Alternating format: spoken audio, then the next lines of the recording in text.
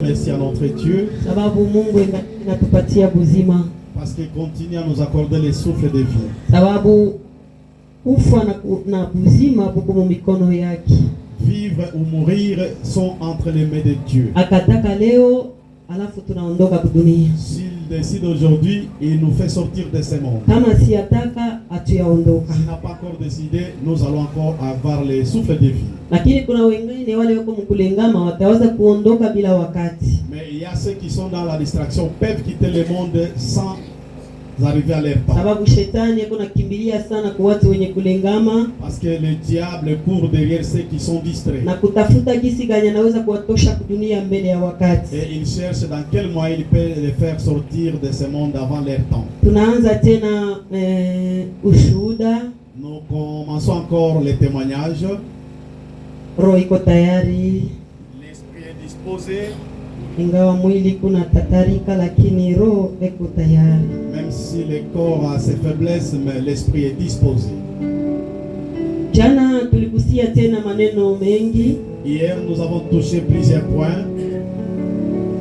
Mafaki kule ule malaika alikuwa anatupeleka. Les différents endroits dans lesquels l'ange nous faisait visiter.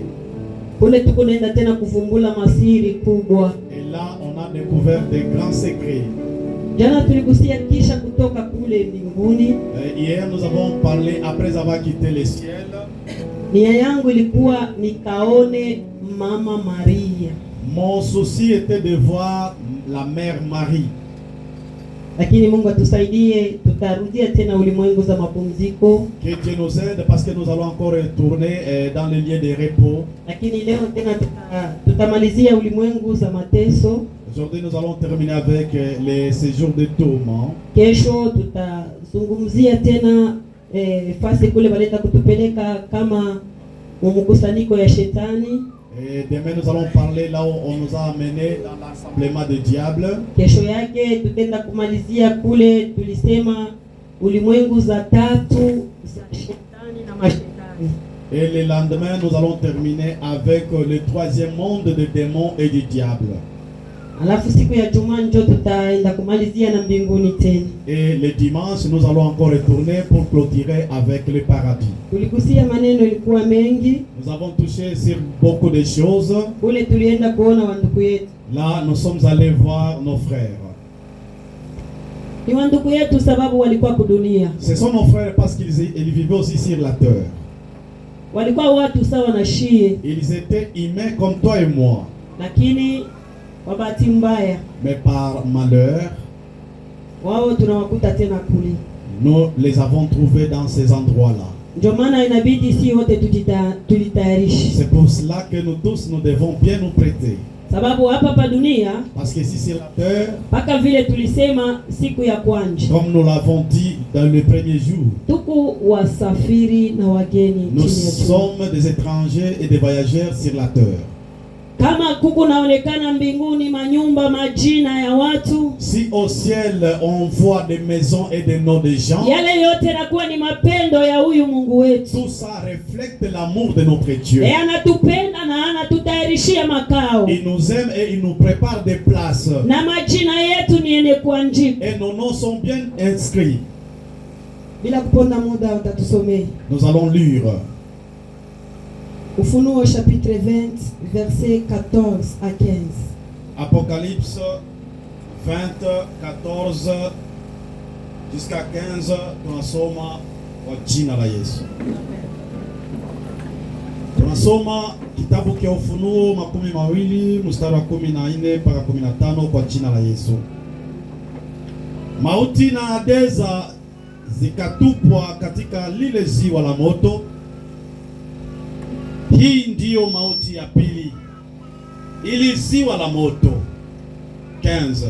Na ikiwa mtu yeyote hakuonekana ameandikwa katika kitabu cha uzima, alitupwa katika lile ziwa la moto. Amen. Amen. Amen. Amen. Amen. Amen. Mungu atusaidie sana. Que Dieu nous aide abondamment. Hadezi iko. L'enfer existe. Hadezi iko. La Gehenna existe. Ile Hadezi haikutayarishiwa kwa mtu. La Gehenna n'a pas été créée pour l'homme. Ilitayarishiwa na shetani mwenyewe. Ça a été créé pour le diable. Ndio maana iko nafanya kazi kusudi apende ende yeye peke. C'est pourquoi il est en œuvre, il ne veut pas aller seul. Anapenda ende na watu wengi. Il veut aller avec beaucoup de gens. Ndio maana anatupa miteko yake mali popote. C'est pourquoi il tend ses pièges partout. Ila atakamata nayo watu. Les pièges avec lesquels il va attraper les humains. Muke nao. Afin d'être jetés ensemble avec eux dans la Gehenna. Mungu atusaidie sana. Que Dieu nous aide abondamment. Baba kule kugusa. Est-ce que vos instruments sont bien?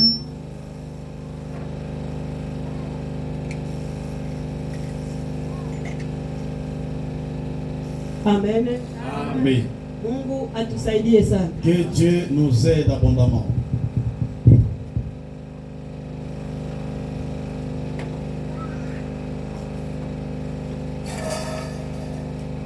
Maandiko matakatifu wanatoka mkutusomea. Les saintes écritures dont nous venons de lire inatuambia mzuri sana. nous explique très très bien. Kuna fasi moja baba hanzurula pale.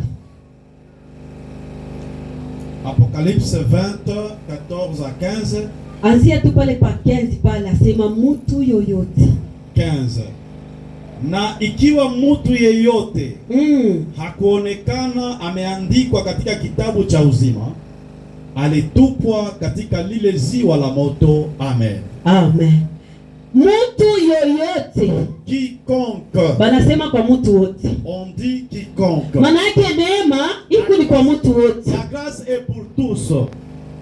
Lakini ule njina yake kule tulikuta manyumba kama haiko. Mais la personne dont son nom n'est pas écrit dans les liens qu'on a trouvés. Mjue kusema eko ni kukatika zile ziwa linalowaka moto. Sachez bien, très bien, il est dans le majina manyumba iko huko.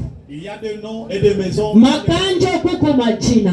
Dans les vêtements, il y a encore des asema kama mtu akiangalia njina yake kule haiko, yeye ni kutanuru za moto. Si quelqu'un constate que son nom n'est pas écrit là-bas, il est dans la fournaise ardente de feu. Jana tuliambia wa Kristo, unaulizaka Mungu kusema njina yangu yenye kuandikwa. On a dit aux chrétiens hier, est-ce que vous interrogez Dieu si ton nom est écrit là-bas? Wa Kristo tuanze kujulizaka ile. Chrétiens, commençons à nous demander cela. Unajua Mungu, vous savez, Dieu anakuwaka mupesi kujibuia mtu. Il est vraiment rapide à répondre à quelqu'un. Kama mtu anajikaza na maneno fulani ile anampatia Mungu. Si quelqu'un se préoccupe avec quelque chose qu'il adresse à Dieu. Kama wewe hauna muda ya kuuliza ile maneno. Si toi tu n'as pas le temps de demander ça à Dieu. Mungu naye hana muda ya kukujibuia ile maneno. Lui aussi n'a pas le temps de te répondre sur ça. Mais kama wewe unaweka roho yako kwa maneno fulani. Si toi tu t'occupes sur quelque na chose. kumulilia Mungu tu mwaki na ukweli. Et tu demandes en vérité devant Dieu. Mungu hata nyamaza. Dieu ne restera pas silencieux. Atakupatia jibu. Il va te donner la réponse. Jana tuliambia watu. Hier nous avons dit aux gens. Ule malaika alisema hivi. Cet ange disait ceci. Akasema kudunia watu wengi washa kupata hiyo neema. Il dit sur la terre beaucoup ont trouvé cette grâce. Neema sio paka sie malaika na tuchukua na tupeleka huku na kule. La grâce n'est pas seulement nous que l'ange nous a fait visiter des. Neema Mungu anaiweka kwa kila mtu. La grâce Dieu l'a établie. Anasema watu wengi wanapataka mandoto ya kubebekwa. Il dit beaucoup de gens trouvent des rêves. Wanaona vile mbinguni kunafunguka. Ils voient comment les cieux s'ouvrent. Wako naona vile kanisa iko nachukuliwa. Ils voient comment l'église est enlevée. Kila mtu alipata ile neema. Tout le monde a eu cette grâce. Sasa sijue kwako. Alors je ne sais pas pour toi. Unajua njoo Mungu akufunulie ile. Tu sais pour que Dieu te révèle ça. Kama roho yako na shabaha yako ni ya kwenda mbinguni. Si tu as ton objectif dans ton cœur d'aller au ciel. Eko tayari juu ya kukwambia kuile mji. Dieu sera disposé à te parler sur la nouvelle Jérusalem. Kama wewe akili yako na mawazo yako ngali kudunia. Si toi ta pensée et ton raisonnement est encore sur la na terre. benyo taanza kupata mandoto ya kudunia. Tout ce que tu vas commencer à rêver concerne seulement la terre. Mungu atusaidie sana. Que Dieu nous aide. Jana ule malaika alitupeleka tena kwa ulimwengu za mateso. Hier, nous avons expliqué, l'ange nous a encore amenés dans le lieu de tourment. Ule tulikuta watu wa kuachana. Là, nous avons trouvé les différents personnages. Wale kudunia atukuzanie nao tunaweza kuwakuta kule. On n'a pas pensé qu'on va les trouver dans ces endroits. Tulikutanisha kule. On a trouvé là-bas na wamumpe wale tunaita wapere wa frère. Nous avons trouvé les abbés, les pères. Tuliwakuta kule. Nous les avons trouvés là-bas. Jibu ya ule malaika, la réponse de cet ange, alijibuia fasi pale tulikuta peko papa huyu alitoka kukiti mwenye kufariki wakati ya nyuma. Les liens qu'on a trouvé le pape qui vient de décéder récemment. Anasema yeye angalia Babeli. Il dit regardez la Babel.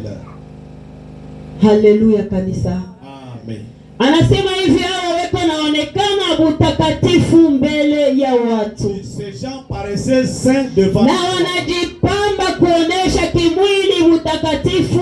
Ils se vêtissent d'une manière à paraître saints devant les gens. Lakini weko kinyume na sheria ya Mungu. Mais ils vivent contrairement à la parole de Dieu. Weko kinyume na sheria ya Mungu. Ils vivent à l'encontre de la parole de Dieu. Kule tulikutana makanisa ya kuachana. Et là nous avons trouvé les différentes religions. Makanisa ya kuachana ile tuligusia jana. Les différentes religions dont nous avons parlé hier. Ile ya wale wa ndugu yetu wale sijue kama mbingu iko na hesabia. Les religions de nos frères, je ne sais pas s'ils sont comptés au ciel. Mungu atusaidie sana. Amen.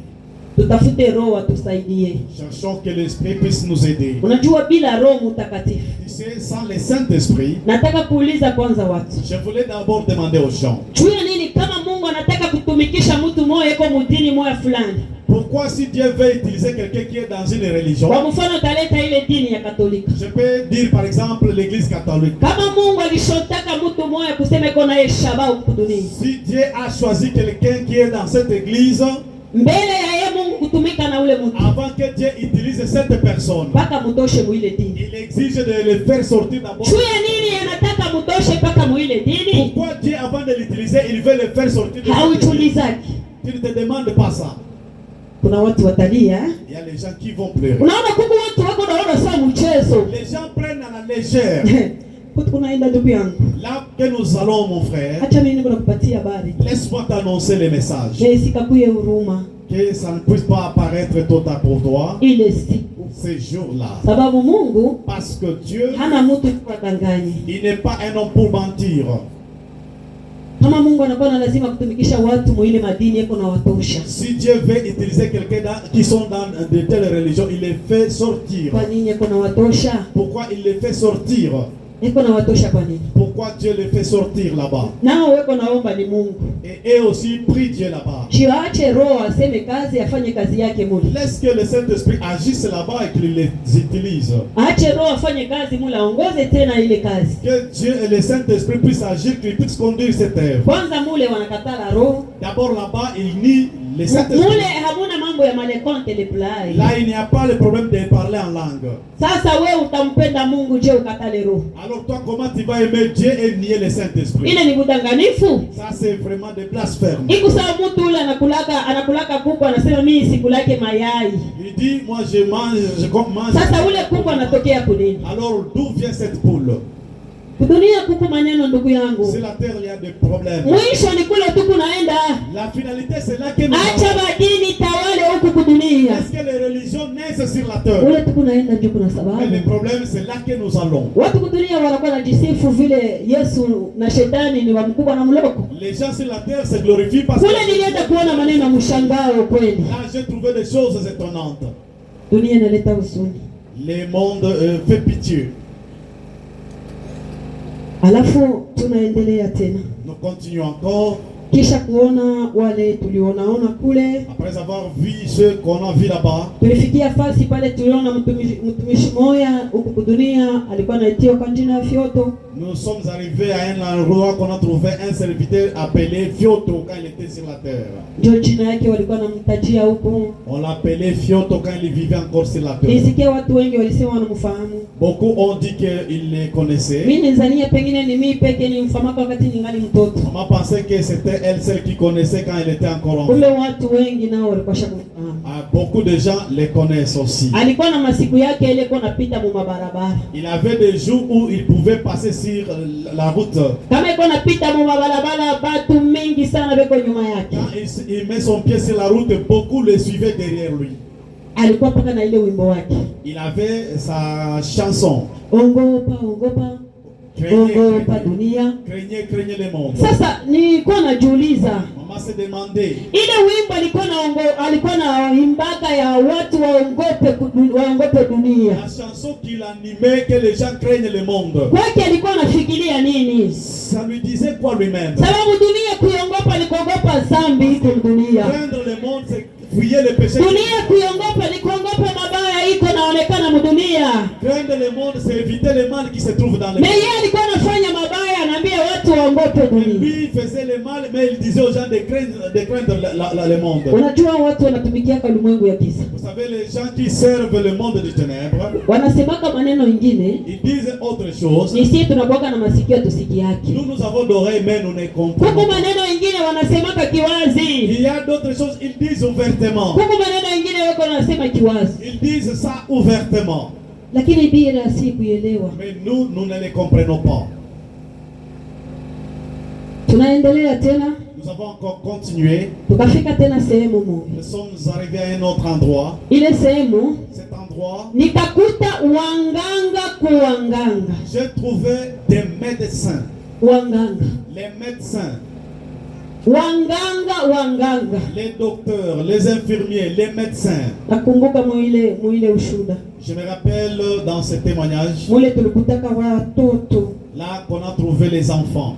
Kila mtoto yuko na dawa yake. Chaque enfant avait un médicament. Pakifua mtoto mwingine unakutana peko mapenzi ya wanganga. Si sa poitrine, d'autres enfants, vous pouvez trouver des pinces des médecins. Ilitaka shauri juu ya wanganga. J'avais donné un conseil aux personnes. Lakini wengi wanganga sasa ninawaona kwa macho yangu kutanuru za moto. J'ai trouvé beaucoup de personnel soignant dans la fournaise. Ule malaika anasema hivi. Cet ange disait ceci. Hawa unaona hapa? Ces gens que vous voyez ici, Alafu wanamwanga damu kwa makusudi ya ajabu. ils versent des sangs innocents. Mule mulikuwa wanganga. Là, il y avait des personnels soignants. Mule mulikuwa wanganga. Là, il y avait des médecins. Muku moto ya ajabu Il y kabisa. avait un sérieux feu. Moto ya ajabu Des kabisa. terribles feux qui étaient là. Anasema Il hivi. dit ceci. Wanamwanga damu ya watumishi. Il verse le sang de Wanamwanga serviteurs. damu ya wanabii kwa Il makusudi. verse le sang des prophètes volontairement. Mule njo nilienda kuona hadisi. C'est là que j'ai trouvé des choses Huku étonnantes. naona kisi wanganga weko nalia. Vous voyez comment les personnels soignants pleuraient là-bas. Wanganga weko nalia. Les médecins pleuraient.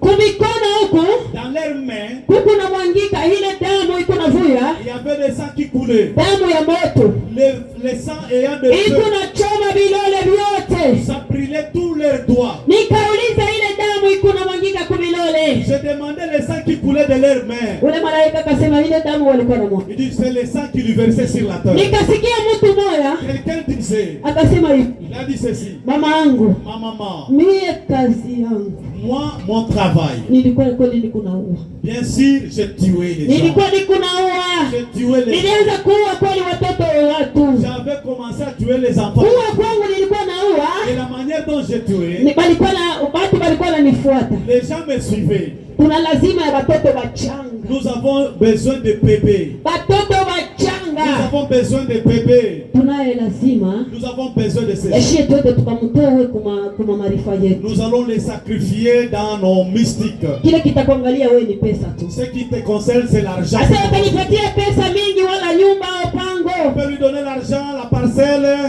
ou bien la maison. Mie nitangalia Elle va regarder mule mu hospitali. dans l'hôpital Kama mtu moya si quelqu'un anazala mtoto wa kufwa. vient d'accoucher un mort-né. Tafanya nguvu yangu Je yote. vais faire tout possible Niambie wazazi yake ya ule mama alifisha ule mtoto. de dire aux parents de ceux qui viennent d'accoucher un mort-né. Vile mtoto ni mwenye Comment l'enfant est mort. unafasi huku tunakuwa natupa wale watoto. Il y a un endroit où on jette ses enfants. Mshijitahidi tu. Il ne faut pas vous inquiéter. Sasa ule mtoto Et ce bébé est mort. mie nitatafuta ule tazala mtoto mzima. Je vais chercher celui qui a enfanté un Nitaiba enfant. ule mtoto mzima Je vais voler l'enfant mort. na kupatia ule nilipatia Je pesa. vais voler l'enfant vivant. Sasa yeye mwenye mtoto Celui qui... nitamuonesha kile cha kufwa. Je vais montrer l'enfant Sasa wanazala mtoto mwenye kufwa. qui a accouché l'enfant. Angalia vile mtoto mwenye ashakubadilika.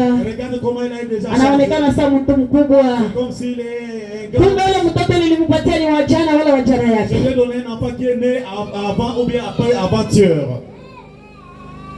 Dunia iko na machungu. Il y a des choses sélateurs. Dunia iko na machungu. Il y a des choses sélateurs. Dunia iko na machungu ndugu yangu. Ça fait vraiment très mal. Nisijue tutakuya wageni wa nani. Je ne sais pas, nous serons des visiteurs de qui. Mule muwanganga Dans l'endroit où il y avait des médecins. kule njani nilifumbula ukweli kusema watu wanaujishaka watoto. C'est là que j'avais découvert que les gens vont mourir les enfants. Watu wako nauzisha watoto wa watu. Les gens vont vendre les enfants d'autrui. Acha nikwambie. Laisse-moi te dire. Mwenye mtoto pengine sitaweza kujua ile maneno. Les propriétaires de l'enfant, bien sûr, il ne peut pas connaître cela. Lakini mbingu Mais le ciel, iko naona maneno yote. les cieux voient toutes choses. Iko naona maneno yote. Les cieux voient toutes choses. Saa zingine ule mtoto wewe C'est uliuzisha pas possible que l'enfant que tu as vendu, alitaka kuwa kama mtumishi. il allait devenir un serviteur. Alitaka kuwa kama mtu fulani ule kwa tuna faida mbele ya macho ya Il Mungu. allait devenir un personnage utile devant les Sababu yeux. si wote hapa Parce que nous tous ici, tuko narudisha utukufu ni kwa Mungu nous tu. rendons gloire à Dieu. Tunarudisha ni utukufu kwa Nous Mungu. rendons gloire à Dieu. Sasa ule mtoto Mais l'enfant là, kama unamuuzisha wanaenda kumtoa kwa maarifa. si tu le vends et on le sacrifie aux démons. Kuna mwingine Il y a un autre. anasema Il hivi, dit ceci. mie Moi, walikuwa wananifuataka tu kuuzisha watoto, on me suivait seulement pour vendre les enfants. wakaambia Il hivi, m'a dit ceci. kitu kuna lazima paka na ile nyele ya Nous watoto. avons besoin seulement de chevelure de pépé. Kumbe utupatie watoto, Donne-nous les enfants. kama unapenda tunaweza kukurudishia, Si tu veux, nous allons vous retourner les enfants. lakini si tuko na lazima ya ile Nous, nyele. nous cherchons seulement les cheveux de pépé. Anasema kuko watoto Il wengine, y a d'autres pépés. kuko watoto wengine D'autres pépés. wakati tunawauzisha Lorsqu'on les vendait, na mbona kuwarudisha tena vinakuwa nguvu. pour les retourner, ça devient impossible. Kuko wengine D'autres, nitamubeba vile watanirudishia je yeye. vais prendre mes remèdes. Wananyambia hatuna lazima na mtoto, tulikuwa lazima tuna nywele On yake. n'a pas besoin de l'enfant, on avait seulement besoin de sa chevelure. Lakini beba mtoto, Prends l'enfant, pesa yako hiyo hii. votre argent est là. Asema nitangalia sina kwa kumweka na kwa kumtupa. Je regarde, je n'ai pas un endroit pour l'amener. Anasema mwingine, anasema mimi nitaenda kumtupa mshimu ya kimbo tena. Je peux le jeter même dans une fosse septique. Mtoto wa mtu, Un enfant d'autrui. mtoto wa mtu. Un enfant d'autrui.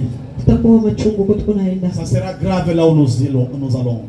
Tutakuwa machungu kwa tunaenda. Ça sera vraiment terrible. Ile ilikuwa ni sehemu ya wanganga. Ça, c'était un endroit réservé aux médecins. Wanganga weko na ua kwa makusudi. Les médecins qui tuent volontairement. Wanasema weko na ua kwa makusudi. Ils tuent sciemment. Haina ule mtoto anajikufia mwenyewe, Ce n'est pas l'enfant qui meurt de lui-même, ule hanaua kwa makusudi. mais l'enfant qu'on vient de tuer volontairement.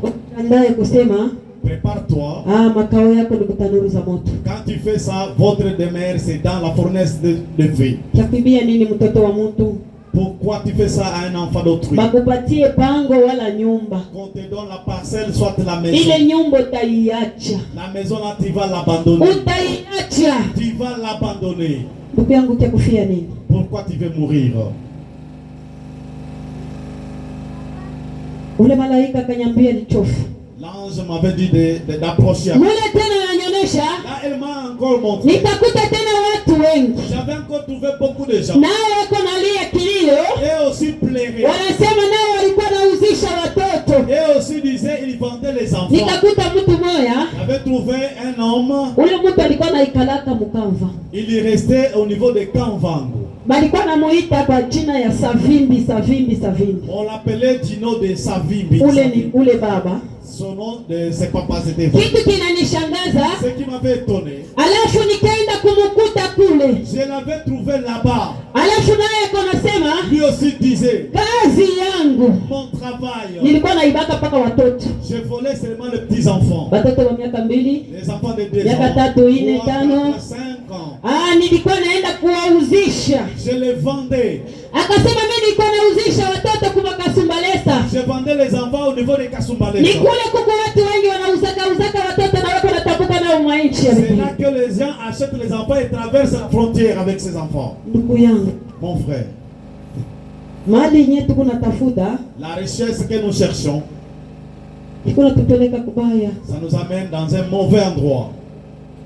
Unajua makuta ya damu, Vous savez, l'argent là, makuta ya damu l'argent des sangs, inapepukaka hivi hivi. ça se perd facilement. Hata pango yenyewe unaweza kuuza, inaweza kuwa ni pango ya mambo. Même la parcelle dont tu peux acheter avec cet argent peut. Mwisho yote na kadastre anatokelea kwa sema hapa tuko ni barabara. Et finalement, cadastre peut surgir, dit ici il y a la route. Mungu wa mbingu tusaidie sana. Que Dieu des cieux nous aide. Huku neno moja ninataka kugusia mwile sehemu. Il y a une chose que je voulais parler concernant cet endroit. Sikutaka kuyagusa. Je n'ai pas voulu toucher ce point. Mimi nilizania paka vile tunaisema yote kule muanganga. Je pensais comme on en parlait en gros concernant les médecins. Lakini mimi naishikia kwa masikio yangu. Mais j'entends encore dans mes oreilles. Nashikia sauti inaniambia sasa ule fulani unamwachia nini? Et la voix me dit pourquoi tu laisses telle personne. Kuna watu wengine hapa pa kanisa yetu. Il y a d'autres personnes même dans notre église. Walitupelekaka kwa kukilio ketu kia mtu mmoja kizazi. Mimi tamuita Sangaji. Ils nous ont conduits dans le lieu de deuil de ma tantine. Anaitiwa kwa jina ya Sangaji Bea.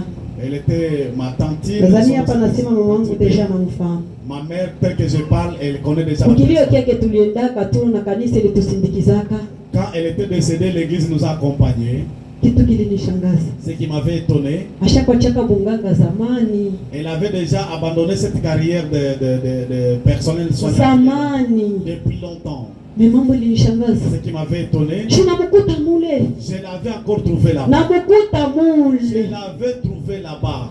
Afu kitu kiliniogopesha. Ce qui m'avait effrayé. Kitu kiliniogopesha. Ce qui m'avait effrayé. Ce sont les choses qu'elle m'avait dit. C'est que la tantine avait dit à maman, l'avait effrayé. Elle avait dit ceci. Là, au niveau de Kabula Mesh, sur Avenue Maïcha, il y a sa parcelle. Une grande maison. Et elle m'a dit ce qui m'avait étonné. Vous savez, la base de cette maison, j'avais vendu un enfant d'autrui à l'hôpital Saint-Louis.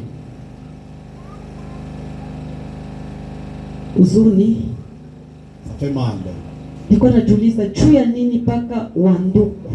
Je me demande pourquoi seulement mes frères et sœurs. Pourquoi chaque fois quand maman visite ces endroits, elle trouve seulement ses frères. Qu'est-ce que Dieu veut lui dire? Cela veut nous dire, si tu cherches Dieu dans la droiture, tu peux le trouver. Si tu ne le trouves pas, tu ne le cherches pas. Mon frère, tu vas pleurer. Tu vas pleurer. Que Dieu nous aide. Nous sommes arrivés à un autre endroit. Dans cet endroit, ça m'avait donné vraiment de l'amertume. Il y a des gens qui pleurent. Les gens qui pleurent.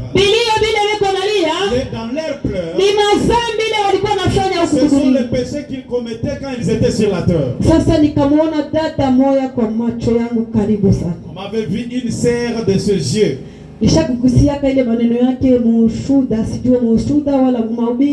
avait touché son problème, je ne sais pas, dans les témoignages ou bien dans la prédication. J'avais entendu dans mes oreilles. Mais l'amour de Dieu, elle a voulu m'amener pour que je puisse voir. Un jour, maman était au niveau de Kisima. Elle était assise sur une chaise. Elle regardait sur la télévision. Quand elle regardait,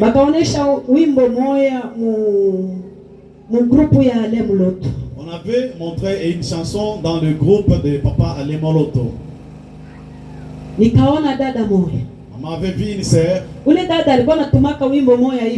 Elle entonnait une chanson. Je ne suis pas apte à retenir les chansons. Quand elle entonnait ces cantiques, quand elle entend ces cantiques, ça peut te rappeler même le paradis. Alors quand maman était assise, masikio yangu. J'avais entendu une voix audible. Inaniambia unaona ule dada. Disait, vous voyez cette sœur? Aende mbinguni. Elle n'ira pas au ciel. Aende mbinguni. Elle n'ira pas au ciel. Nikamwambia baba. J'ai dit à... Bananiambia ule dada sema hashende mbinguni. Maman demandait à son mari, dit, on me dit la dada là n'ira pas au ciel. Nikashinda sana kuitangaza. J'étais incapable de proclamer ça. Sasa niko na ile wasiwasi. J'étais un peu troublé. Mungu shuniambie mara tena. Dieu, rassure-moi encore une fois. Sababu kusema kwa Mungu kwa mara mbili mara tatu kuna uhakika. Parce que Dieu s'il répète 2-3 fois. Sababu tunajua ila ya shetani. Parce que nous connaissons la risque du diable. Ile maneno ishapitaka vile vile. Ces choses étaient passées comme ça. Mais kitu kilinishangaza. Ce qui m'a étonné. Mwile sema nilikuta watu wengi. Dans cet endroit j'avais trouvé beaucoup de gens. Waimbaji wa kila aina. Des chantres de toutes sortes. Nikamwona ule dada sasa kwa macho yangu. Maman a trouvé cette sœur. Ule malaika ananiambia hivi. Cet ange lui disait ceci. Alafu haujui mipango za shetani. Toi tu ne connais pas les plans du diable. Ego natoa watu kudulia na kwenda kushuhudia maneno ya uongo. Il les fait sortir dans le monde et Kuko watu washa kutosha maushuda. il y a les gens qui sortent de terre. Wanasema ule dada anaitwa kwa jina ya Martha Bulaya. On l'appelle Martha Bulaya. Watu wengi wanamfahamia mwile grupu Gael. Beaucoup le connaissent dans le groupe Gael. Eko na wimbo mmoja alimbaka, ile wimbo unanikimbia, sijui kama nani anaweza kuimba. Une chanson qu'elle entonnait, ça m'échappe un peu. Kumbe kuna watu wanaifahamu. Il y a les gens qui connaissent ça. Haleluya. Amen. Mungu wa mbingu tusaidie. Dieu le Dieu de nous aide. Na kuko watu wako nasema walimkuta ulimwengu za mapumziko. Et les gens disent on l'a trouvé dans le lieu de repos. Acha tusidanganye watu. Et il ne faut pas tromper les gens. Kuko watu Il y a des gens wako nazania vile yeye alikuwa pamoja na Ale Mloto. parce que comme elle était à côté de Ale Modoto, Yeye mbingu vile Ale Mloto alienda mbingu naye ataiona. comme papa Ale Modoto est au paradis, elle aussi ira au paradis. Acheni niambie. Laisse-moi vous dire. Sio njovi. Ce n'est pas comme ça. Ile nambiaka mtoto wangu. Je dis même, nasema musafari tunayo inabidi kujikaza. Dans notre voyage, nous devons nous efforcer. Mwi safari hamuna kusema njoo mama aliendewaka huko alibebewaka huko. Maman dit même à ses enfants, ce n'est pas parce que maman a visité ça, elle a visité ça. Kama utaweka mchezo naweza kushinda. Si tu vas jouer, même si tu es ton enfant, tu peux rater le ciel. Ule malaika jana. Cet ange hier, ishalisema jana. Il avait parlé hier. Aliniambia. Il m'avait dit. Haleluya. Amen. Mungu atusaidie sana. Que Dieu nous aide. Aliniambia. L'ange lui avait dit. Wakati alianza kunitupia mafumbo. Quand il me parlait en proverbe. Akaniambia babako ulimkuta wapi? Il me disait où est-ce que tu avais trouvé ton papa? Akasema nilimkuta kwa tanuru za moto. Je l'avais répondu, je l'avais trouvé dans le lieu de tourment. Ile yote ni ya kutuambia. Tout ça veut nous dire. Unaweza kutoka mtumbo ya mtu. Tu peux sortir du sein d'une personne. Pale anaanza kutosha mafumbo ya ule Maria mama wa Yesu. Quand il me donnait des proverbes concernant la mère de Jésus. Vile watu wako na muabudu huko. Comme les gens l'adorent sur la terre. Na maabudu ule. Ce n'est pas Marie mère de Jésus qui s'adore. Nikwambia sema tutamkusia fasi. Je t'avais dit on va parler d'elle quand on va arriver. Na tutajua ule wako na abudu ni nani. Et nous allons découvrir. Yeye anaikala lwake sawa watu wote. Elle est dans le repos comme les autres saints. Anasema hivi. Il dit ceci. Naye alitafuta wokovu wake. Marie aussi avait cherché son salut. Naye alipigana njia ya kuingia ufalme wa mbingu. Elle aussi pour entrer dans le royaume. Hata vile shia tu kunapigana. Comme nous aussi nous luttons. Kama mzazi yule alikuzala wewe. Même comme ton père qui t'a enchaîné. Yeye akutafute njia ya uasi. Si lui n'a pas cherché le chemin de la justice. Fasi yake tamkuta ni kule. Son lieu ça sera dans le. Haina kusema kama mama alizala mchungaji njoo yeye ataona mbingu. C'est pas parce que la mère a. Ule mama alizala nabii njoo ataona mbingu. La mère d'un prophète sera. Tushikadanganye ndugu yangu. Il ne faut pas tromper les gens. Wokovu wa pekee est personnel. Unaweza kuzalika watu 5. Vous pouvez naître 5 personnes. Kama watampatia Yesu maisha. Si les 5 personnes ne donnent pas leur vie à Jésus. Zingine ni moja tu anaweza kwenda ulimwengu wa peut-être une seule personne peut aller au ciel. Zingine ni wawili tu. Peut-être 2 seulement. Kwa nini uko nasumbuka? Pourquoi tu te trouves? Unajua mie? Tu sais moi. Nilikuwa naliaka sana. Je plairais beaucoup. Juu ya ndugu wangu. À cause de mes frères. Wengine nilikuwa nawafukuzaka kwangu. Les autres je les chassais même chez moi. Unajua nilizalika watatu. Nous sommes nés en 3. Mimi nilizalika mwanamke mie peke. Je suis l'unique femme. Mbele yangu kuna mwanaume, nyuma yangu kuna mwanaume. Devant moi il y a un homme, après moi. Kama ninawasimamisha hapa. Mais si je les fais tenir debout ici. Utaona sasa wanafiki yake ya shetani. Vous allez penser que ce sont les amis de diable. Na hawajuagi hata na sauti ya Mungu. Et ils ne connaissent même pas la voix de Dieu. Siku moja Un jour, kukilio cha ule sangaji yangu, au dé de ma tante, ndugu yangu moya, mon frère, akaikale kwa nanyambia, il me disait, akasema hivi, il dit, nilisikia ushuda moya, j'avais écouté un témoignage ya ule mama, de cette maman. alikuwa anashuhudia vitu ya boka. Elle témoignait des choses qui effrayent. Nikamwangalia, Je l'avais regardé. nageuza macho yangu kwingine, machozi inaanza kunitoka. Je me suis détourné, j'ai commencé à pleurer. Mungu atusaidie sana. Que Dieu nous aide. Shikwache kuwakaza wale wandugu wangu. Je ne me fatigue pas de les forcer. Shikwanze kuwakaza. Je ne les forçais pas. Kubebeka kwangu kwa mama onyo. Et dans ma manière dont j'ai été prise dans des visions, kizazi kyangu kyote, toute ma famille, hakuna kizazi kile kilichoaka. personne ne le savait pas. Wewe unakuwa unashtuka ni habari. Il s'étonnait seulement. Sasa unakuwa unashtuka. Il s'étonnait. Wale kwa yangu wa kwa baba yangu, Mes petits frères qui sont nés de mon ndio père, wananiambia, dada, ile njina ile sauti tunashikia kule ni sauti yako. ils disaient, ma sœur, la voix qu'on écoute, c'est votre, Ni sauti yako, kunasema vitu vya maajabu. c'est votre voix qui parle des choses vraiment étonnantes. Siku moja, Un jour, hii ushuhuda hii Mungu alirudishaka hapa, sema rudisha tena ushuhuda pale njoo washikaseme hawakusikiaki. quand Dieu m'a dit encore de reprendre les témoignages pour que les gens ne disent, ils n'ont pas écouté. Nikajikaza mwile ushuhuda kukaribisha ule mkubwa wangu mwenyewe wa mbele. Je me suis efforcé d'inviter mon grand frère aîné. Wakati anaishikia Quand il avait écouté, kurudia kule, après avoir écouté, akabakia kimya kabisa, il était resté calme. akasema Mungu ni wa kuogopa, Il dit, Dieu, il est à craindre. inabidi tumupatie Mungu maisha. Nous devons donner nos vies à Jésus. Akaanza kumwambia, Il a commencé akamwambia baba, à papa. anasema Il dit, nasikia vitu vimwa vinanifanya boka sana, j'écoute des choses qui m'étonnent. hofu, sijue nifanye Je ne nini, sais pas qu'est-ce que je dois nasikia faire. boka. J'ai eu peur. Inabidi nimpatie Yesu maisha. Je dois donner ma vie à Jésus. Kesho asubuhi Le lendemain matin, anakuya kule kwetu, il est venu à la maison. mwenye kulevika Il est ivre. ule alisikia boka jana, Celui qui a eu peur. anakuwa mwenye kulevika, Il est ivre. anaenda nasaulika na mlango wa kuingia nyumba Il a yangu. oublié même la porte par où entrer dans ma maison. Mungu atusaidie, Que Dieu nous aide. usichezee neema, Il ne faut pas jouer avec la grâce. usichezee neema. Ne joue pas avec Nilikuwa la na grâce. huzunikaka zamani, njoo wa ndugu wangu, si huzunikake tena, Autrefois, je m'inquiétais à cause de mes frères, je ne les fais plus. si huzunikake tena. Je ne les fais plus.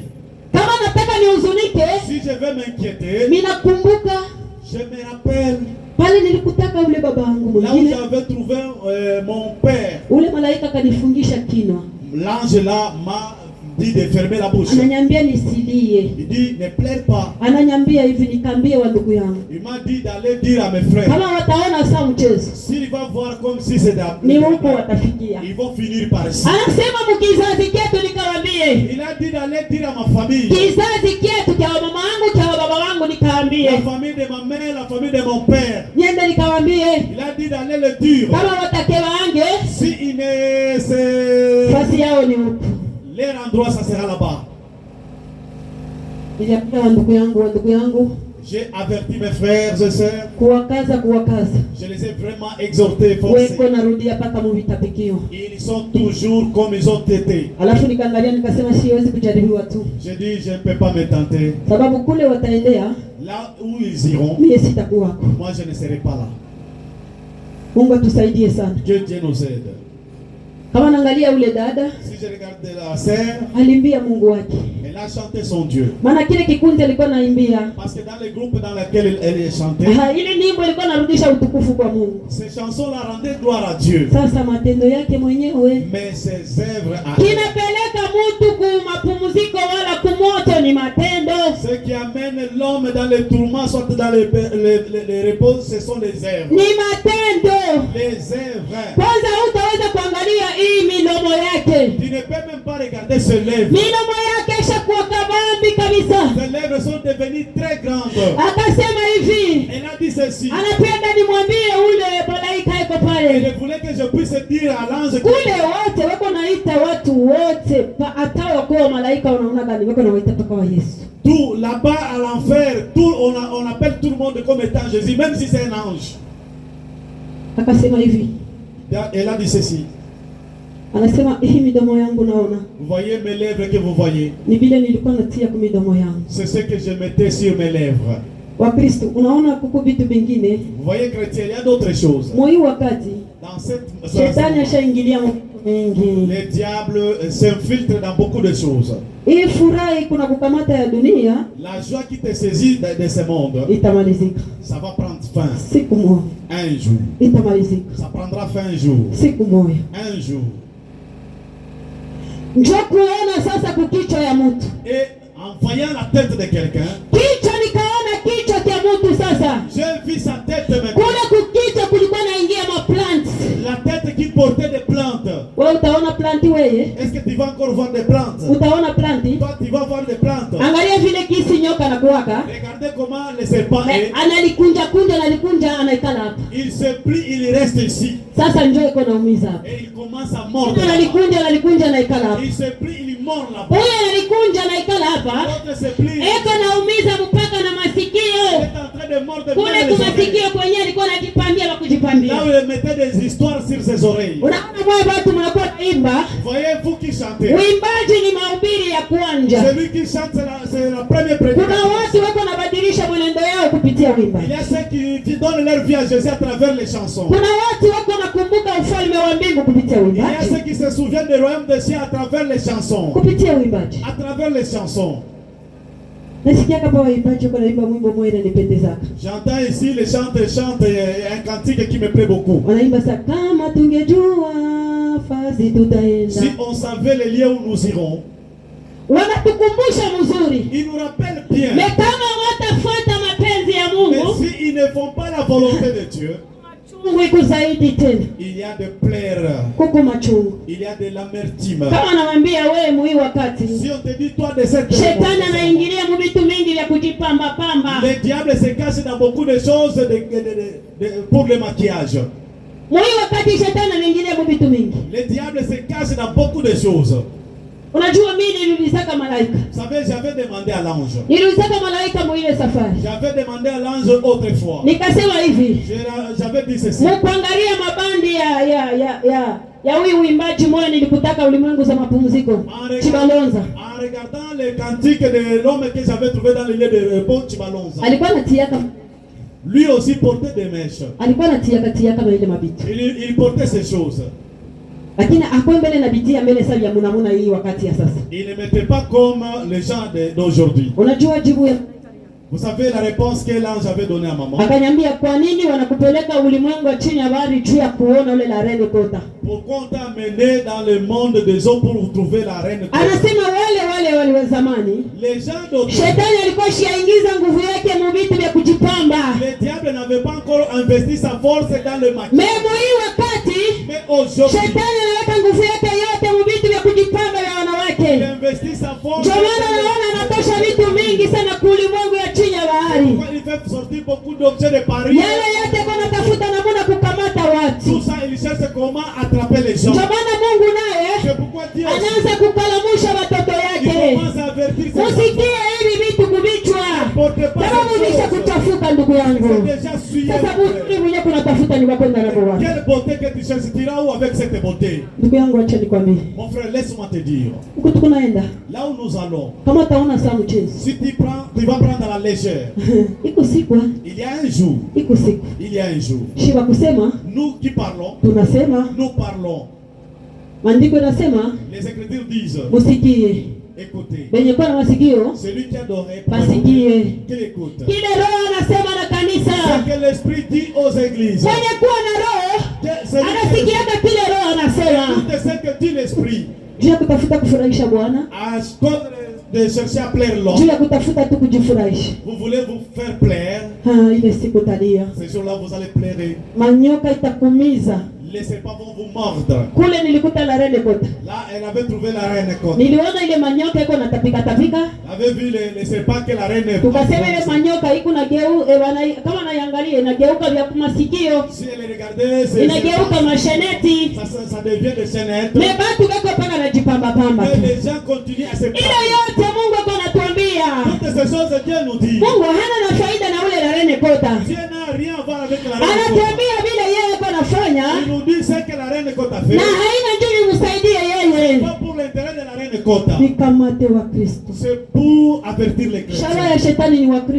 L'objectif du diable, c'est seulement les chrétiens. Pourquoi toi Dieu t'interdit de porter ces choses? Tu répètes les mêmes choses. Tu continues à les appliquer. J'avais trouvé un autre endroit. Là, j'ai trouvé seulement des mamans pasteurs seulement. Il y a de l'amertume. Craignons Dieu. Chrétiens, craignons Dieu. Il y a des mamans pasteurs qui pleurent. Ce ne sont pas des mamans pasteurs. Elle-même, elle est apôtre. Elle-même, elle est maman pasteur. Elle est maman pasteur. Elle est maman visionnaire, je ne sais pas qui. Elle pleure là-bas. Écoutez cet ange. M'a dit ceci. M'a dit ceci. Ces gens, ce sont eux qui accentuent le mal dans le monde. Regardez les gens sur la terre. Il y a les femmes qui ont trouvé grâce. Mais le diable, il entre dans beaucoup de femmes. Il y a bien sûr des femmes qui ont trouvé grâce. Leur grâce est exceptionnelle. Pour certaines et annoncer la parole de Dieu. Mais beaucoup, le diable. Nous allons parler lorsqu'on va parler dans le troisième. Beaucoup le diable les a saisis. Vous verrez, se trouve avec les grandes églises. Ce ne sont pas tous qui ont des églises que le diable a saisi. Mais vous allez les découvrir par leurs fruits. Et les montre.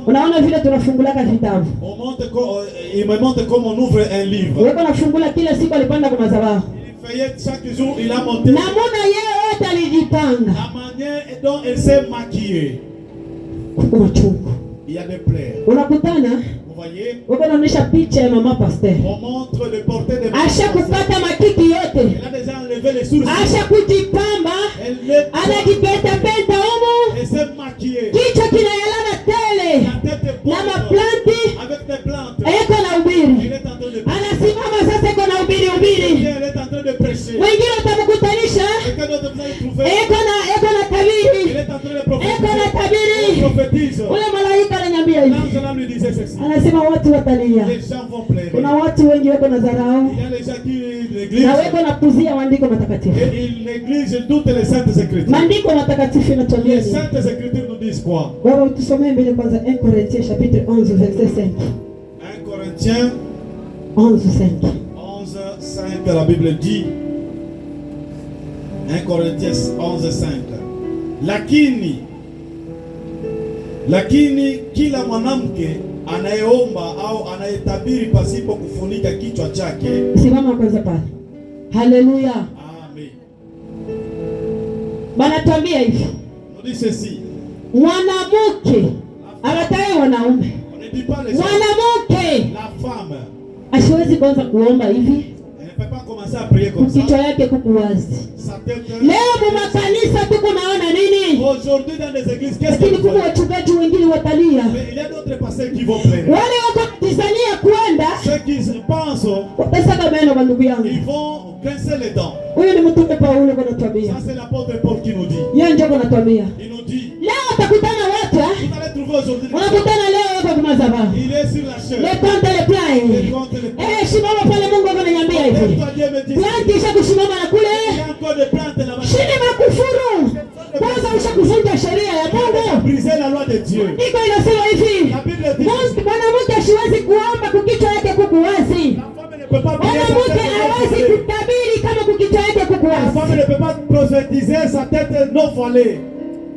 Sasa bale watu unajua bale watu wanatabiriaka kukichwa wazi. Vous voyez les femmes qui prophétisent la tête non voilée. Kuna sehemu fulani mule tuliwakuta. Il y a un endroit que je les ai trouvés. Ile sehemu dans cet endroit. Nataka nipatie mlango tu pale. Je voulais ouvrir juste une porte. Nitafungule kidogo. Je vais expliquer un peu. Unajua watu wengi. Vous voyez beaucoup de gens. Wale wanatabiria Ceux qui prophétisent, iko maneno ya shetani, ça se trouve dans des problèmes de diable, murenyo ya shetani, dans l'assemblée du diable. Wakati tutagusia sijue kesho mu marenyo ya shetani mule malaika alinifikisha. Lorsqu'on va parler dans des réunions de diable, là l'ange m'avait appelé. Nataka nigusie mwana. Je voulais toucher seulement un mot. Anasema nini? Qu'est-ce que l'ange a dit? Mchofe karibu. Approchez-vous. Na wale watu. De ces gens-là. Wale wanamuke. Ces femmes-là. Eko na tabiri. Les femmes qui prophétisent. Kulicho kuku wazi. Kwanza wanakufuru maandiko yao. Ils ont d'abord pale mtapata njia na mlango ya kutupa matabiri yenu ya uongo. Là vous allez trouver la place pour donner les fausses prophéties. Ni roho kanya anasemaka ndani yako wakati kichwa chako kiko wazi. Quel est cet esprit qui parle en toi quand ta tête est non voilée? Inawezekana mtu yuko naomba kichwa yake kwenye kufunga. Peut-être quelqu'un peut prier ça. Sasa vile roho anakalaka lake ni wamakanda. Comme l'esprit. Anaweza hata kukunyangula na kutupia kule. Peut-être secouer tes kitambala kinaanguka. Et les voiles tombent. Hapana, kuna shida. Kuko watu wa hekima wale wanaweza kubeba kitambala yako, kama kuna tabiri watakirudisha. Là il n'y a pas de problème, les gens sages peuvent remettre votre voile. Lakini leo tunaona nini? Aujourd'hui qu'est-ce que nous nikakutana wale wa mama mule wako tele. J'ai trouvé ces mamans, ils sont shetani alipata njia na mlango. Le diable a trouvé la na wako na wastaki ni kupitia hii maandiko. Le diable les accuse. Asema maandiko wanasema hawezi kutabiri kukichwa wazi. Il dit, la Bible dit. Wao walikuwa wanafanya nini kudunia? Qu'est-ce qu'elle faisait là-bas? Kuna maajabu. Il y a des choses étonnantes. Kanisa ya Mungu. L'église de Dieu. Tujifundishe kufunika vichwa vyetu. Apprenons à couvrir nos têtes. Tujifundishe kujifunika vichwa vyetu. Les femmes, apprenons à voiler vos têtes. Kubeba tu muda kidogo tu kumkanisa unafunga kichwa yako. Prendre seulement un peu de temps quand tu es dans l'église, tu couvres ta tête. Kama unatoka leo hata unaweza kuacha kichwa yako wazi, hakuna shida. Si tu sors, tu peux laisser même ta tête comme ça, il n'y a pas de problème. Unajua ulimwengu wa shetani wanasema hivi. Vous savez, dans le monde du diable, on dit ceci. Kama wanaingia mkanisa. Quand ces gens entrent dans l'église, wanaenda ni kumwabudu Mungu. Ils vont adorer Dieu. Sasa ule Mungu wao, et leur Dieu, wanaenda kumwabudu. Ils vont adorer. Ni lazima wafuate makanuni yao ya ule Mungu wao. Ils doivent observer les lois de leur Dieu. Ule atavunja makanuni mu maandiko. Celui qui va aller à l'encontre de cette badeni njia na mlango hapo. Il va trouver la porte là-bas. Shetani anajua Biblia mzuri sana kushinda na shie. Le diable maîtrise bien les écritures plus. Nani mule kona kamatia watu wengi kabisa. Il attrape beaucoup de gens. Banduku, dunia leo yeye inageuka. Mon frère, le monde est changé aujourd'hui. Dunia leo itakutana na kanisa. Vous verrez aujourd'hui dans le monde. Na ubiri wengine wanasema mshangalie ile mambo ya mabitambala ile inaletaka makelele kabisa kwa wengine na kwa wengine. Certains prédicateurs disent non, ne regardez pas le problème de fans. Utafute tujue ile makelele italeta mtu kufaida yake. Tu cherches seulement les choses qui vont amener l'intérêt à lui seul. Unajua wale watu wanaulizaka. Vous savez les gens qui interrogent, qui mara mingi kana toa maushuhuda. Quand je donne le témoignage, mu kanisa mengi, dans beaucoup d'églises, unasikia ile mchungaji anasema hivi. Vous verrez les pasteurs disent ceci. Kuna maulizo wala tano kule watu wako na lazima kuuliza. Il dit nous laissons le temps à 2, 3, 5 personnes si elles veulent demander. Bado siyapata niulize kwa maneno ya Andrea kama wawili vile. Je n'ai jamais trouvé quelqu'un me demander le problème de André. Wale wote wanaulizaka. Tous ceux qui demandent. Hakuna mtu atakuuliza mbingu iko je. Personne ne te demande. Bila viumbe hai hivi ndio likuta viko namna gani? Comment les 24 vieillards sont? Wakwambia kulimwengu ya mapumziko Abraham alikuwa je, alivala je? Dans le monde de repos comment Abraham était habillé? Sijaonaka hata mkanisa huko. Je n'ai jamais vu même dans l'église. Mais kama nasikia mtu ule wanasema anataka kuuliza. Si vous écoutez quelqu'un vient demander. Kia kwanza kile watampatia mikro. On va lui donner d'abord le micro. Kila atauliza kia kwanza. La première chose qu'il va demander. Eko nakuuliza ni maplants. Il te demande seulement les plantes. Jua nini Mungu faida yake? Parce qu'elle a son intérêt là-bas. Kia kwanza atakuuliza ni maplants. Il va te demander des plantes. Mama mimi ndio nilitaka nimuulize kwa tu mama Esther. Maman, je voulais demander seulement maman Esther. Planti iko mzambi wala ina nzambi? Compter des plantes c'est un péché ou ce n'est pas un péché? Ndio tunapenda tujue na wanaandika wapi. Nous voulons connaître et où on a écrit là. Maandiko inasema les écritures disent wakati Roho atafika lorsque le Saint atamifunulia na maneno mengine yale msiyoyajua. Il va vous révéler des choses que vous ne connaissez pas. Wakati Roho atashuka lorsque le Saint atatufunulia na mengine bila wana mimi hatukuviua wala wana mimi hatukuviangalia huko. Roho atafunua yote. Le Saint-Esprit va révéler tout. Kama leo anaanza kutufunulia maneno ya kuweka maplanti kukichosha na kundi roho. Il commence à nous révéler les histoires. Yule roho anaanza kutukalamusha. Il commence à nous avertir. Nasikia mwingine anakuambia hivi. Quelqu'un d'autre va vous dire. Mama mimi nitaka kuuliza. Maman, je voulais demander. Sasa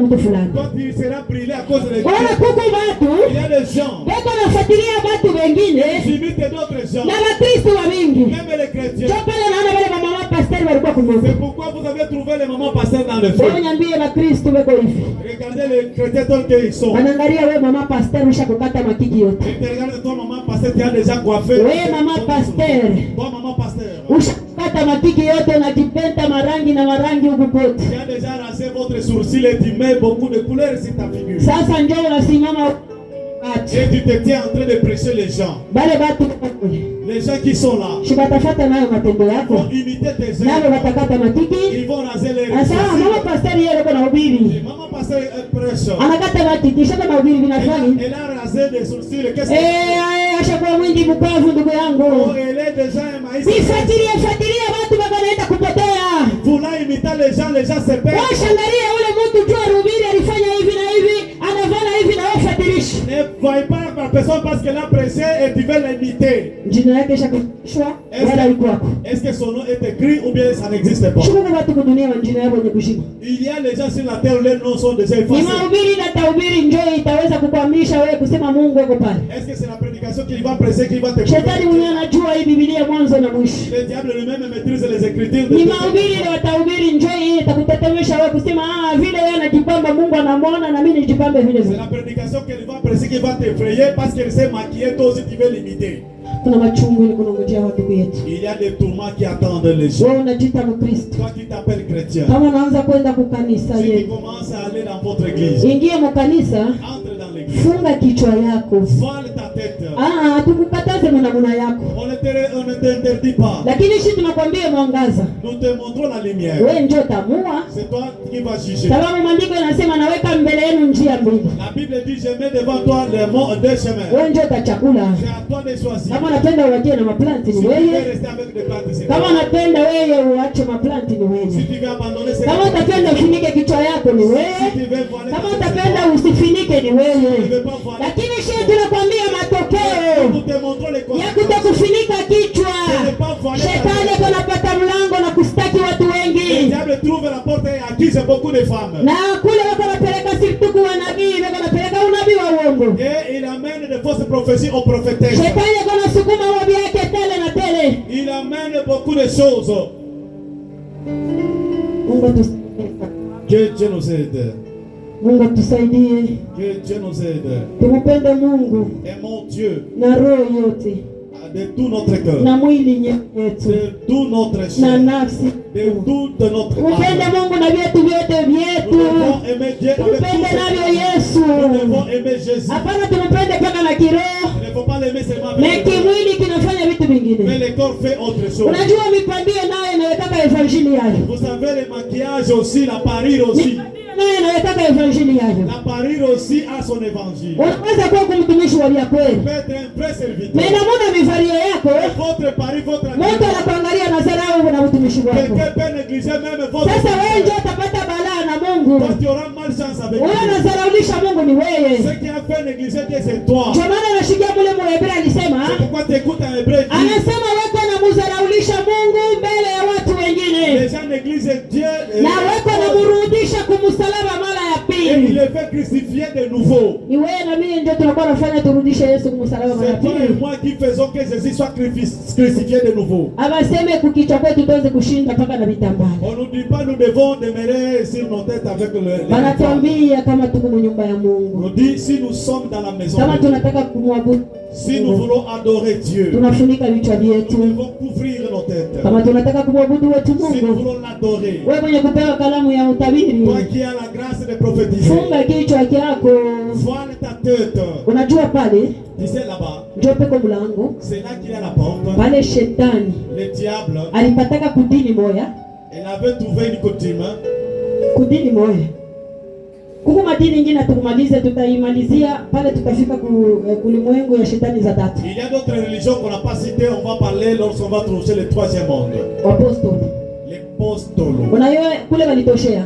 Vous voyez là ils ont torti ça. Kama unasikia pale si vous écoutez là-bas. Vile mtume Paulo anasema. C'est que l'apôtre Paul. Inabidi mwanamke afinike kichwa yake mbele ya kuomba na kutabiri. Avant de prier et avant. Kama sitapenda kufinika kichwa yake. Si elle ne kama haitaonekana haya nywele yake. Si ce n'est pas honteux qu'elle puisse ôter. Kama haitaonekana haya yeye kukata nywele yake. Si ça sera pas honteux qu'elle rase sa tête. Shetani anapatia mlango pale. Le diable trouve la porte. Alafu apostoli nao wanapata njia. Et l'apostole trouve aussi. Pale walipatia njia ni mpaka pa hii usomi. C'est par cette. Ukipasoma mzuri utapasikia. Si vous lisez bien vous allez. Wao wanasema walisema mwanamke asiweke nywele yeye aikate yote wakie na libala. La femme doit raser sa tête.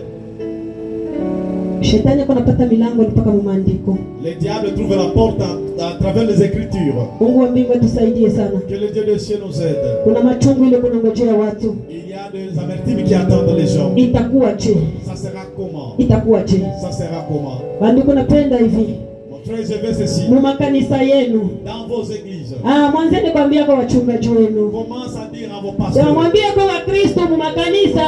Dites aux chrétiens dans l'église. Waanze kutafuta kwa namna ya kumwabudu Mungu, wafinike vichwa yao. Les femmes doivent voiler leur tête quand elles viennent adorer Dieu. Wewe unaingia mu makanisa. Toi qui entres dans l'église. Unaingia tu mu kanisa unakutana ule mama pastor wenu. Tu trouves dans l'église votre maman pasteur. Mwenye kujipamba maplanti isha kunyangulika na kule. Elle aime maquiller les plantes jusque là. Unaangalia mbele asha kutosha maumbile ya Mungu. Vous regardez, elle a déjà enlevé la créature de Dieu. Wewe niambie mtu mzima. Dis-moi un homme entier. Huyu Martha Bulaya. Martha Bulaya. Bali mhukumu. Bila alikuwa anapenda kwa midomo yake. Bila alikuwa anaweka kwa mama kucha yake. Na unakutana mama pastor. Ule wae kupeleka batu munjia. Anaenda kuplakia makucha nafikia na hapa. Rushi isha kuyalala kumilomo na kule.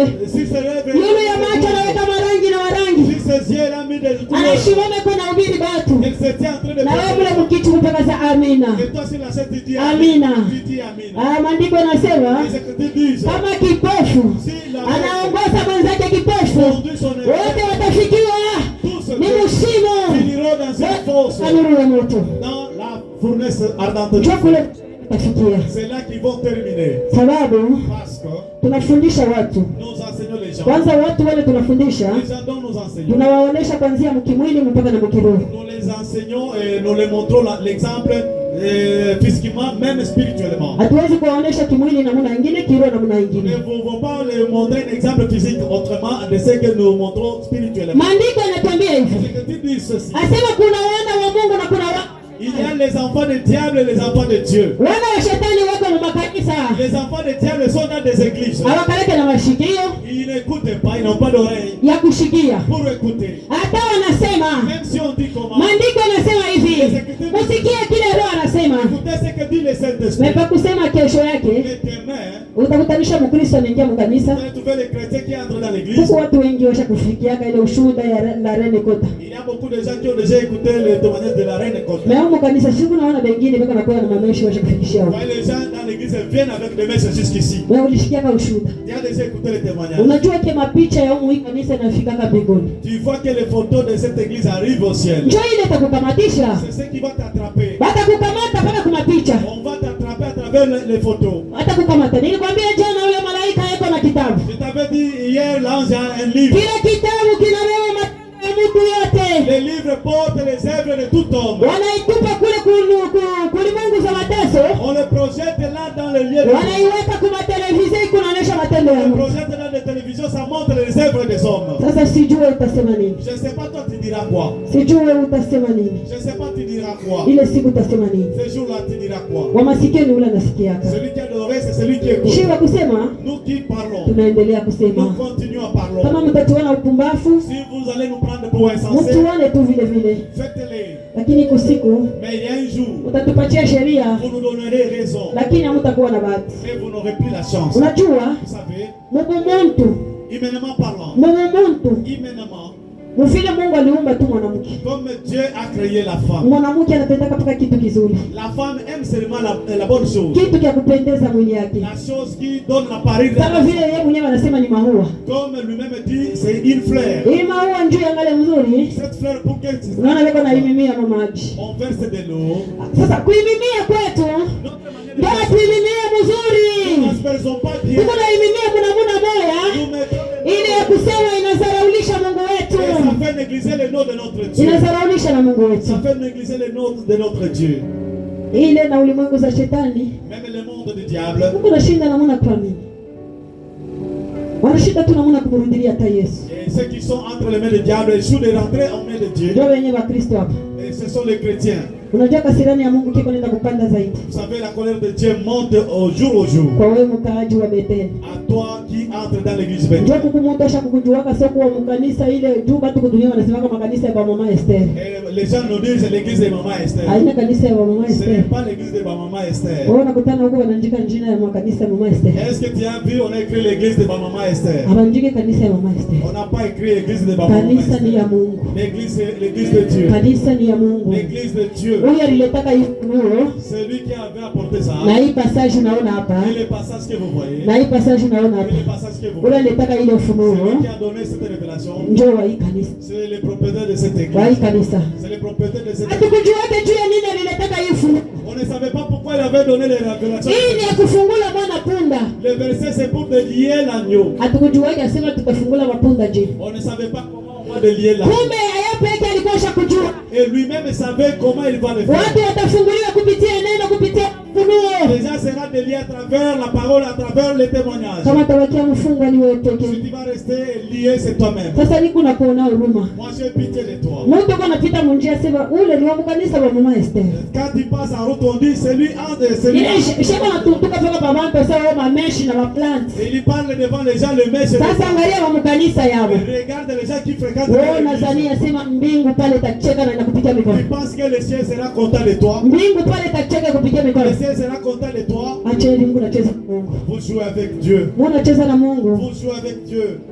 Na iko siku mtaona kasirani yake. Mais il y a un jour vous verrez la colère de Dieu. Iko siku kasirani ya Mungu kataonekana. Vous verrez la colère de Dieu un jour. Ile sehemu ilikuwa ni sehemu ya wamama pasteur.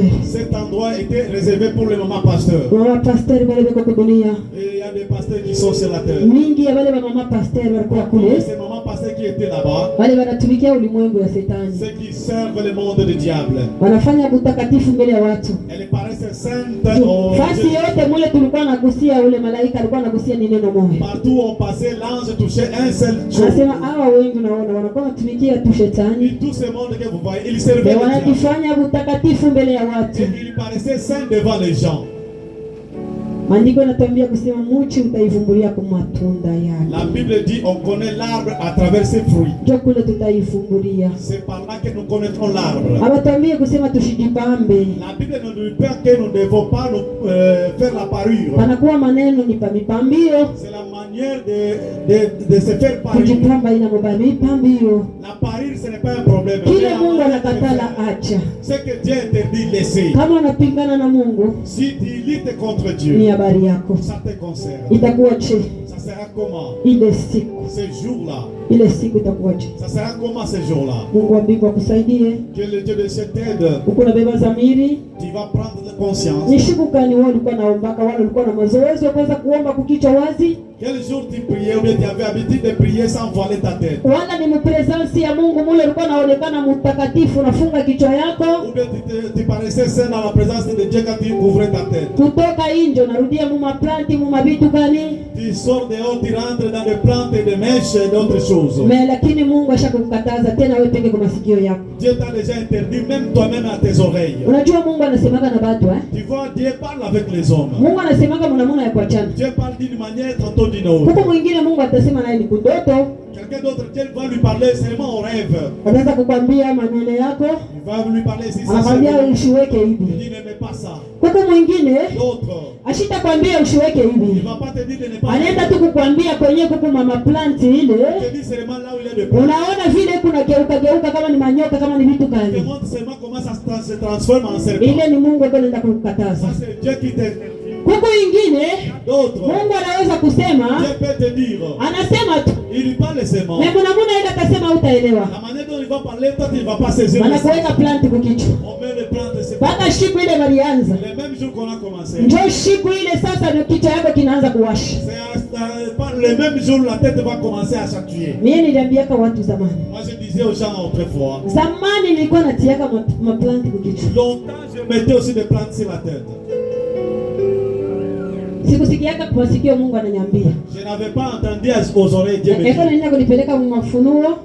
montrer dans des erreurs. Tout ça c'est pour me dire. Ce qui m'arrivait. On met la plante sur ma tête. La nuit là je ne vais pas dormir. C'est que les plaies vont paraître. Les autres vont me forcer. Non, c'est comme ça, ça a toujours été. C'est des prosons, ça va se... J'aimais les diprosons. Quand je mets là-bas, ça répète. Ça devient ici. Ça va s'actuer. Ça commence à... Chaque jour par-ci par-là. Alors c'est comme des bouts qui marchaient. Alors j'ai commencé à... J'achète les appels. Viens regarder ce matin, je sens comme ça. Regardez comme ça. Toute la peau est remplie de tout. Il y a des plis partout. Il y a des plaies partout. Et Dieu là-bas, il a commencé à m'avertir. Il m'avait dit il y a longtemps. Il m'a averti avec ces choses que... Et ce n'est pas tout le monde qui va toucher ta tête. Notre chrétien, Dieu le parle. Quelqu'un te touche à la tête. C'est parce que c'est le monde du désert. La tête va te faire mal 3-4 jours. Laisse les cheveux, la tête te fait mal sans repos. Tout ça c'est la manière de dire de Dieu, te dit de laisser. Pourquoi nous continuons avec ces choses? Pourquoi continuer avec ces choses? La vie a mené dans un autre endroit. J'avais trouvé beaucoup de gens. Ces gens qui étaient là-bas. J'ai vu des choses étonnantes. J'ai vu encore sur les fronts. Sur les fronts.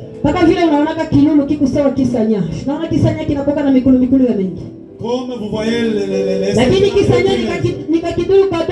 le punaise c'est un petit alors ça devient gros. Et comme si c'était le punaise. C'était collé ici. Ça faisait mal. Il y avait beaucoup de gens. C'était des sœurs. J'ai regardé. Des sœurs. Je me disais, regardez bien. Les ai regardés. La manière dont elles pleuraient. Elles s'en coulaient dans leur mains. Elles s'en coulaient avec l'esprit. Leurs mains n'étaient pas tranquilles posées. Ceci. Quand elles étaient sur la terre, elles ont fait un vœu à Dieu. Moi c'est la terre. Je ne connaîtrai pas d'homme jusqu'à ce que je retournerai en poussière. Les sœurs que vous voyez, les religieuses, et les sangs dont vous voyez couler dans les mains, elles tuaient. Elles ont apporté. Elles tuaient. Il y a des choses étonnantes sur la terre. Il y a des choses graves sur la terre. Voyez mes frères. Je voulais vous exhorter, vous qui n'avez pas fait de vœu à Dieu. Je voulais bien vous exhorter. Et ne sois pas pressé pour faire un vœu à Dieu. Pressé à cause de la joie, tu te mets dans un piège. Tu te mets dans un piège. Vous savez, il y a des gens qui souffrent. La vie, et ils ne travaillent pas. Il avait fait un vœu à Dieu. Dieu, si tu me fais telle chose, je ferai à toi pour toi. Je te ferai ceci et cela. Mais toi tu n'as pas fait ce que Dieu t'avait dit. Tu ne diffères pas à ce que elles ont fait un vœu, mais elles n'ont pas respecté ce vœu. zinawafanyia kule machungu hapa. Autre chose qui leur font mal sur leur visage. Tuligusia jana. Nous avons touché ça hier. Maneno ile ya machafu. C'est le problème des cendres. Kuna vitu mingi sana mwile dini wanatiaka ifasi. Dans cette religion, il y a beaucoup de choses. On applique des cendres sur leur visage. Jana tuliambia kusema. Hier nous vous avons dit. Kuna watu kudunia wako natiliwa marke bila kujua. Il y a les gens qui portent la marque sans le savoir. Wanatiliwa marke bila kujua. Ils reçoivent la marque sans le savoir. Sasa kule kutanuru ya moto. Dans la fournaise. Utaona saki sanya kile kikuna kukuta. Vous verrez comme si c'était le punaise qui kikuna kukuta weko nalia. Qui les fait pleurer. Mikono yao weko na itatarisha utaweza kuangalia. Ils agitent leurs mains sans repos. Kuko machungu ndugu yangu. Il y a de tourments. Ile sehemu ilikuwa ni sehemu ya wasere kuwasere. Cet endroit c'était réservé aux sœurs religieuses. Wasere tunawajua. Nous connaissons les religieux. Wale wanavalaka mtakatifu. Ceux qui portent comme des saintes. Kama unaona munjia. Si vous les croisez en chemin. Mimi nawaangalia kasa. Moi je les regarde beaucoup. Kama mimi naona. Si je les vois. Na muna mipango yao. La manière dont elles se parlent. Nasema ka hao watu Je dis ces gens. Roho yao ikutu ya kutulia. Ils qui reposent. Hawatafutake vivario ingine. Ils ne cherchent pas. Sawa vile shitu kuna mama kanya mbia kuvala vaa. Mais nous nous trouvons en portant d'autres habillements. Kumbe kile nilikuwa nadhania ni kia kumwili. Ce que je voyais c'était charnel. Ndani ni tofauti. Alors en elle il y avait autre chose. Sababu mengi ya waseri wakutana kule. Parce que beaucoup de sœurs je les ai trouvées là. Weko na madamu. Elles ont de sang. Wanasema ni wauaji walikuwa naua kabisa. Ce sont des meurtrières, elles faisaient elles tuaient. Ndugu yangu. Mon frère. Mushuda ya kwanza tulisema namuna kuua. Dans les premiers témoignages, nous avons expliqué les meurtres. Nous avons expliqué comment les gens tuent. Comme nous parlons comme ça. Il y a des gens qui ont déjà écouté les témoignages sur le meurtre. Jusqu'à aujourd'hui, il y a ceux-là qui il